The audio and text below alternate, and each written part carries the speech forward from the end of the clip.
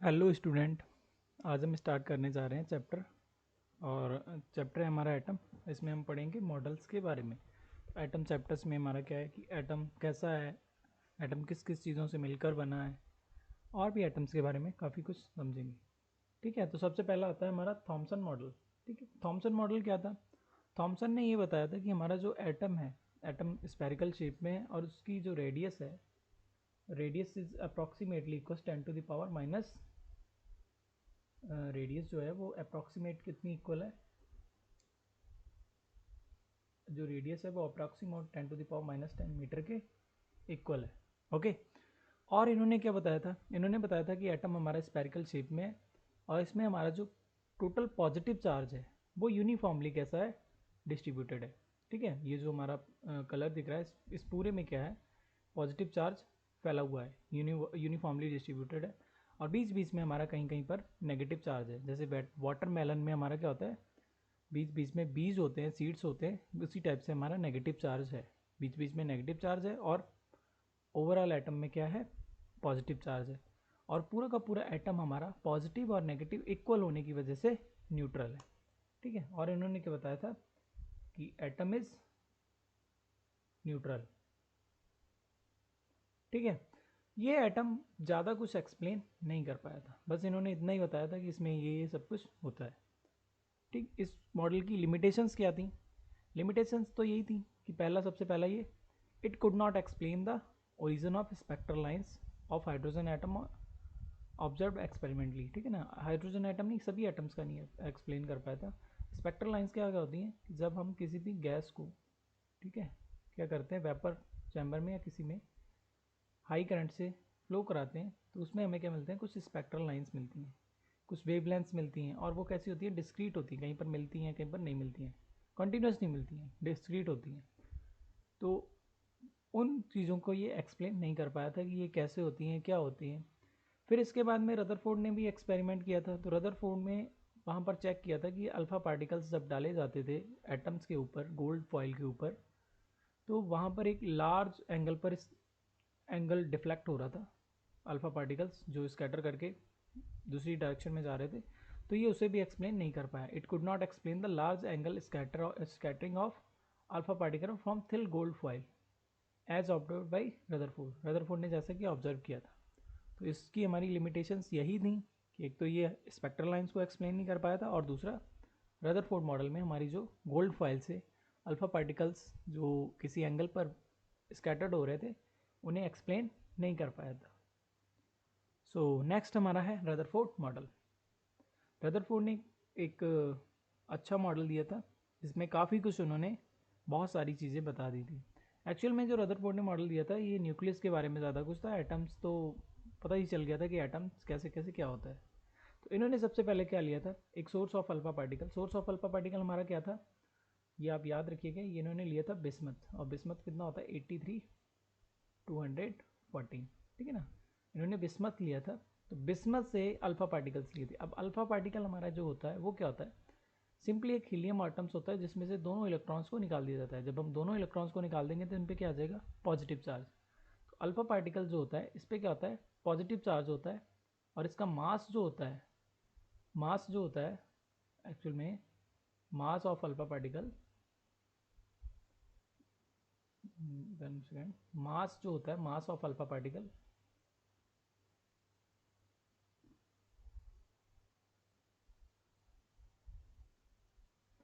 मास जो होता है वो 4 टाइम्स होता है प्रोटॉन के।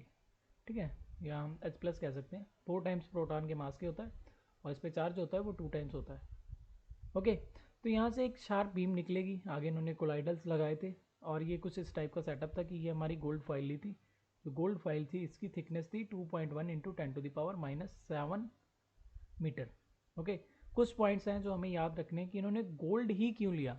गोल्ड लेने का रीज़न ये था कि गोल्ड की एक ऐसी प्रॉपर्टी है जी, गोल्ड को हम बहुत ज़्यादा पीट पीट के पतला कर सकते हैं, बहुत ही ज़्यादा मेलेबल होता है, तो इसे हम बहुत थिन कर सकते हैं। तो इतना थिन रखना है कि एक ही, जैसे मान लीजिए ये गोल्ड फॉइल है तो गोल्ड के सिर्फ इसमें क्या है, इस वाले इतने एरिया में सिर्फ एक ही हमारा क्या हो, एक ही एटम एग्जिस्ट करता हो, ना कि एक से ज़्यादा। तो इसी वजह से इतनी पतली, इतनी थिकनेस की इन्होंने उतनी कम थिकनेस की गोल्ड फॉइल ली थी। अब इन्होंने ऑब्जर्व किया कि अल्फा पार्टिकल्स हमारे क्या हैं, कुछ कुछ एंगल्स पर क्या होते हैं, स्कैटर्ड होते हैं। और बाहर इन्होंने एक जिंक सल्फेट का ZnS का लेप कर दिया था, जिससे क्या था, ऑब्जर्व कर सकते थे और माइक्रोस्कोप और डिटेक्टर की हेल्प से डिटेक्ट करते थे कि कितने कितने एंगल पर कितने अल्फा पार्टिकल्स स्कैटर्ड हो रहे हैं। तो फिर से ध्यान दीजिए कि सबसे पहले इन्होंने क्या लिया, बिस्मथ का सोर्स लिया। बिस्मथ से हमें अल्फा पार्टिकल्स मिलते थे, अल्फा पार्टिकल पर पॉजिटिव चार्ज होता है। और इन्होंने इसको किस पर डाला, गोल्ड फॉइल पर। और इस गोल्ड फॉइल के इधर उधर क्या निकलते थे, हमारे अल्फा पार्टिकल्स स्कैटर करके कुछ एंगल पर डिफ्लेक्ट होते थे। अब आगे इन्होंने ऑब्जर्वेशंस किए कि क्यों डिफ्लेक्ट हो रहे हैं, किस वजह से डिफ्लेक्ट हो रहे हैं, क्या क्या है, तो उसके बारे में इन्होंने सब कुछ डिटेल में बताया था। तो हम समझते हैं कि ये इस टाइप का कुछ सेटअप था। यहाँ इस सोर्स से, हमारे ये बिस्मथ से अल्फा पार्टिकल्स निकल रहे हैं और इन्हें कौन सा, लेड ब्रिक्स से क्यों पास किया जाता था, ये बहुत ही नैरो बीम होती थी, तो नैरो बीम को और शार्प करने के लिए कि जो सीधा टारगेट जाकर के फॉइल पर बने। ये हमारी गोल्ड फॉइल थी। तो गोल्ड फॉइल से ये कुछ पार्टिकल इधर जाते थे, कुछ इधर, मतलब कुछ इस डायरेक्शन में, कुछ बैकवर्ड भी जाते थे। ये सब कुछ हो रहा था। और इसे क्या कर रहे थे, ये एक डिटेक्टर की हेल्प से, एक सिंपली क्या होता है, ये माइक्रोस्कोप होता है, इसकी हेल्प से देख रहे थे कितने कितने एंगल पर क्या क्या पार्टिकल्स स्कैटर कर रहे हैं। तो इन्होंने देखा कि about 1 in 8,000 is rejected back, मतलब अगर 8,000 पार्टिकल हम एक बार में डालते हैं तो उसमें से कोई एक पार्टिकल होगा जो मोर देन, जो क्या है, मोर देन 90 डिग्री डिफ्लेक्ट होगा, जो 90 डिग्री से ज़्यादा डिफ्लेक्ट होगा। वो कितना था, 8,000 में से एक। ठीक है। इसमें से इन्होंने और भी ऑब्जर्व किया कि 99.86% हमारे अल्फा पार्टिकल जो हैं वो स्ट्रेट चले जाते हैं। ओके, 99.86% क्या होते हैं, स्ट्रेट होते हैं। ओनली 0.14% जो होते हैं वो मोर देन 1 डिग्री क्या होते हैं, स्कैटर करते हैं, मोर देन 1 डिग्री स्कैटर करते हैं, ओनली 0.14%। ओके। इसकी कुछ ऑब्जर्वेशंस थी। ऑब्जर्वेशन में इन्होंने ऑब्जर्व किया कि हमारा क्या है, अल्फा पार्टिकल्स क्या है, मोस्टली अल्फा पार्टिकल्स स्ट्रेट चले जाते हैं, जो कि बैंड ही नहीं होते। जिस टाइप से ये और ये कुछ जो थोड़ा पास में जाते हैं तो वो बैंड होते हैं। अब इन्होंने इस ऑब्जर्वेशन से निकाला कि ये जो हमारी जो अल्फा पार्टिकल्स थे ये क्यों स्कैटर्ड कर रहे हैं, इनके क्या क्या रीजंस हो सकते हैं। इन रीजंस को इन्होंने बहुत ही अच्छे से एक्सप्लेन किया था। तो इनका मानना, इन्होंने अपने ये गैस लगाए थे कि अल्फा पार्टिकल पर क्या है, पॉजिटिव चार्ज। हमें पता है अल्फा पार्टिकल पर क्या है, पॉजिटिव चार्ज। तो इससे इन्होंने बताया कि जो हमारा न्यूक्लियस है, न्यूक्लियस पर भी कितना है, पॉजिटिव चार्ज है। तो न्यूक्लियस कैसा है, पॉजिटिव है, क्योंकि पॉजिटिव पॉजिटिव को रिपल करेगा, जिसकी वजह से ये क्या करेंगे, अपने पास से थोड़ा डिफ्लेक्ट हो जाएंगे। और जब बहुत सारे पार्टिकल डाले जाते हैं बिल्कुल सेंटर पर, तो कुछ में से कुछ एक पार्टिकल क्या होगा जो 180 पर वापस आएगा। ठीक है ना, कुछ क्या होगा 180 पर वापस आएगा। अब देखिए, हमें पता है कि जो अल्फा पार्टिकल है उस पर पॉजिटिव चार्ज है और उसका जो मास है वो 4 टाइम्स है, 4 टाइम्स ऑफ प्रोटॉन के है।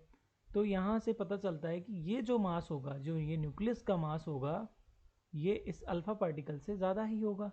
अगर कम होता तो अल्फा पार्टिकल इसे बाहर निकाल देता, लेकिन क्या होता है कि न्यूक्लियस उसे बाउंस बैक कर देता है, फिर से उसी पाथ में, उसी डायरेक्शन में वापस कर देता है जिधर से वो आया है।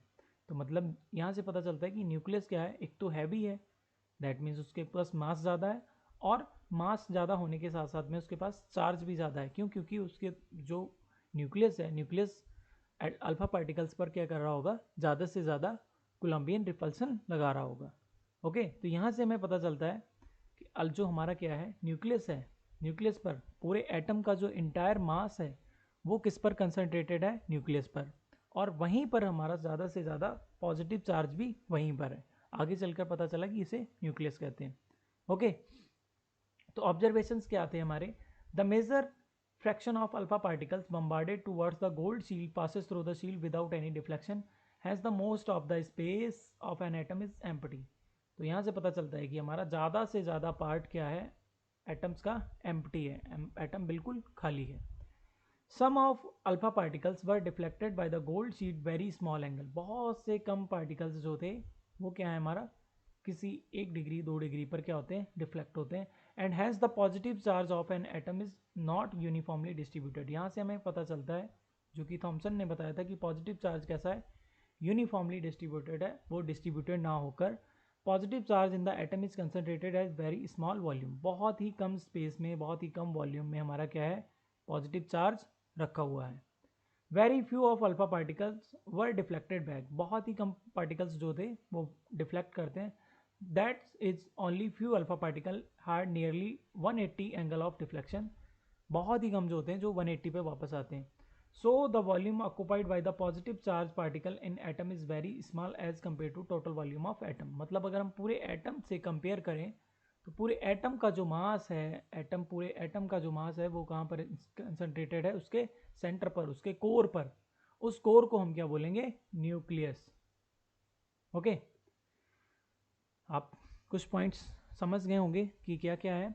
मोस्ट ऑफ द हमारा जो एटम है वो कैसा है, खाली है, एम्प्टी है, उसमें कुछ नहीं है, और उसका पूरे का पूरा जो पॉजिटिव चार्ज है और मास है वो कहाँ पर है, उसके सेंटर पर है, जिसे हम क्या बोलते हैं, न्यूक्लियस। और बहुत ही कम पार्टिकल्स जो हैं वो बाउंस बैक करके आते हैं। इन चीज़ों से हमें पता चलता है कि पॉजिटिव होगा चार्ज, जो अल्फा पार्टिकल पॉजिटिव चार्ज के होते हैं उन्हें रिपल कर रहा है। फिर अल्फा पार्टिकल से हैवी होगा तभी तो वो वापस नहीं आ रहा है। और हम वैसे भी जानते हैं कि गोल्ड फाइल में नंबर ऑफ प्रोटॉन्स ज़्यादा होंगे। ओके, अब हम निकालते हैं यहाँ से एक रफली साइज़ कि जो हमारा साइज़ है एक्चुअल में, जो न्यूक्लियस है, ये न्यूक्लियस है, इसका जो साइज़ है ये कितना होगा, इस साइज़ को समझना है। ठीक है, तो समझिए यहाँ से हमारा जो अल्फा पार्टिकल जा रहा है, यहाँ पर हमने उसे जब दिया एनर्जी दी तो वो कौन सी एनर्जी थी, वो थी हमारी kinetic energy, and which is equal to half M V square. अब ये काइनेटिक एनर्जी यहाँ तक जाते जाते, मान लीजिए इस पॉइंट तक जाते जाते क्या होगी, टोटल किस में कन्वर्ट हो गई, ये हमारी पोटेंशियल एनर्जी में। ओके, तो यहाँ पर पोटेंशियल एनर्जी हमारी कितनी होगी, पोटेंशियल एनर्जी हम जानते हैं पोटेंशियल इनटू चार्ज। अब हमें पता है कि पोटेंशियल हमारा क्या होता है, electric potential V is equal to W upon Q, therefore W is equal to V into Q. Okay, और ये हमारी किसके इक्वल होता है, पोटेंशियल एनर्जी U के। ये वर्क डन हमारा किस में स्टोर्ड हो जाएगा, पोटेंशियल एनर्जी की तरह। तो यहाँ से पोटेंशियल एनर्जी हमारी कितनी आ जाएगी, पोटेंशियल हमारा होता है K Q, Q कितना होगा हमारा यहाँ पर, Q कितना है, क्योंकि हम क्या डाल रहे हैं, अल्फा पार्टिकल, तो अल्फा पार्टिकल पर चार्ज हमारा कितना होगा 2E अपॉन आर, हमारी कितनी है आर नॉट। ओके, ये आर नॉट है, और साथ में हमारा चार्ज कितना है, चार्ज कितना है यहाँ पर ZE। तो इसे हम कैसे लिख सकते हैं, 2kZE square upon are not, ये हमारी होगी पोटेंशियल एनर्जी। अब हम जानते हैं कि यहाँ से हमारी पोटेंशियल एनर्जी यहाँ तक जाते जाते सब किस में कन्वर्ट हो जाती है, सॉरी काइनेटिक एनर्जी किस में कन्वर्ट हो जाती है, पोटेंशियल में। तो यहाँ से हम कह सकते हैं कि हमारी ये जो काइनेटिक एनर्जी है which is equal to potential energy, then kinetic energy हमारी कितनी होती है, हाफ एम वी स्क्वायर, और यहाँ से पोटेंशियल एनर्जी हमारी कितनी है 2kZE square by are not. तो यहाँ से हम आर नॉट निकालेंगे तो आर नॉट हमारा कितना आ जाएगा 2kZE square upon R upon KE लिख सकते हैं, और क्या हम लिख सकते हैं इसे, 2 2 4 हो जाएगा हमारा, 4 into KZE square upon MV square. ठीक है, तो यहाँ से हमारा क्लोजेस्ट अप्रोच का फॉर्मूला ये आ गया। तो अब यहाँ से हमें पता है कि जो रदरफोर्ड ने जो अल्फा पार्टिकल्स की काइनेटिक एनर्जी ली थी, काइनेटिक एनर्जी जो इन्होंने ली थी वो लगभग हमारी किसके इक्वल थी, 5 मिली इलेक्ट्रॉन वोल्ट। ओके, इन सभी की जब हम वैल्यूज पुट करते हैं तो यहाँ से हमारी आर नॉट निकल के आती है, वो निकल के आती है 41 Fermi. What is Fermi, Fermi जो है वो हमारी क्या है, डिस्टेंस की यूनिट है। 1 fermi is equal to 10⁻⁻15 metre. और ये जो हमारी डिस्टेंस निकल के आई है, ये क्लोजेस्ट अप्रोच, ये एक रफली है। क्यों, क्योंकि कुछ अल्फा पार्टिकल्स की भी डिस्टेंस होगी, कुछ ये डिस्टेंस रही होगी। जब बाद में हमें पता चला तो हमारी ये जो 1 फर्मी है, आर नॉट जो एक्चुअल साइज आता है वो हमारा आता है 1 फर्मी। ओके, तो न्यूक्लियस का जो साइज होता है वो लगभग 10⁻⁻15 मीटर के ऑर्डर का होता है। तो रदरफोर्ड ने यहाँ से हमें क्या बताया था, न्यूक्लियस के बारे में काफ़ी कुछ बताया था कि न्यूक्लियस इस तरह का होता है। ओके, और हमारे जो इलेक्ट्रॉन्स होते हैं वो क्या है, बाहर मोशन करते हैं आउटर सरफेस में। ठीक है, अब इस मॉडल्स में भी कुछ कमियां रह गई। लिमिटेशंस क्या थी, आइए लिमिटेशंस को समझते हैं। तो लिमिटेशन, सबसे पहली लिमिटेशन क्या थी, according to Maxwell accelerated charge particle emit electromagnetic radiation, ठीक है ना। जब हमारा इलेक्ट्रॉन, ये मान लीजिए हमारा न्यूक्लियस है और इलेक्ट्रॉन क्या कर रहा है, बाहर चक्कर लगा रहा है, बाहर बाहर रोटेशन कर रहा है, तो ये एक्सीलेट हो रहा है क्योंकि यहाँ पर मान लीजिए इसकी वेलोसिटी इधर है, यहाँ पर इधर है, यहाँ पर इधर है, यहाँ पर इधर है, तो मतलब हर जगह इसकी वेलोसिटी की डायरेक्शन चेंज हो रही है। डायरेक्शन चेंज होने की वजह से इसकी क्या हो रही होगी, इसमें एक्सीलेशन होगा। तो ये एक्सीलेट हो रहा है तो मैक्सवेल के अकॉर्डिंग ये क्या कर रहा होगा, एक्सीलेटेड चार्ज पार्टिकल क्या होता है हमारा, ईएम वेव जनरेट करता है, तो ईएम रेडिएशन कर रहा होगा। And hence the electron revolving around the nucleus should emit electromagnetic radiation, तो ये इलेक्ट्रोमैग्नेटिक रेडिएशन करेगा। This radiation would carry energy from the motion of the electron which would come at the cost of shrinking the orbit. मतलब ये क्या है, जब electron अपनी energy release करेगा तो ये अपनी क्या करेगा, अपनी ऑर्बिट को श्रिंक करने लगेगा, और श्रिंक करता करता करता करता ये क्या होगा, अपनी ऑर्बिट को कम करता करता करता न्यूक्लियस के अंदर गिर जाएगा। और ऐसा कि पॉसिबल नहीं है। और ऐसा सब होने में हमारा जो टाइम लगेगा वो 10⁻⁻8 सेकेंड, मतलब नैनो सेकेंड से भी नैनो सेकेंड के आसपास लगेगा, 10⁻⁸ सेकेंड कह सकते हैं। Okay, ultimately the electron would collapse in the nucleus. Calculation have shown that as per the Rutherford model, the electron would collapse into the nucleus in less than 10⁻⁻8 seconds. So the Rutherford model was not accordance with the Maxwell theory. Maxwell की theory के साथ में ये नहीं था, and could not explain the stability of atom. तो पहला सबसे पहला पॉइंट हमारा है कि जो रदरफोर्ड मॉडल था वो एटम की स्टेबिलिटी को एक्सप्लेन नहीं कर पाया और ये फेल हो गया। ओके, नेक्स्ट इसी में क्या है कि जब मान लीजिए ये हमारा क्या है, इलेक्ट्रॉन है।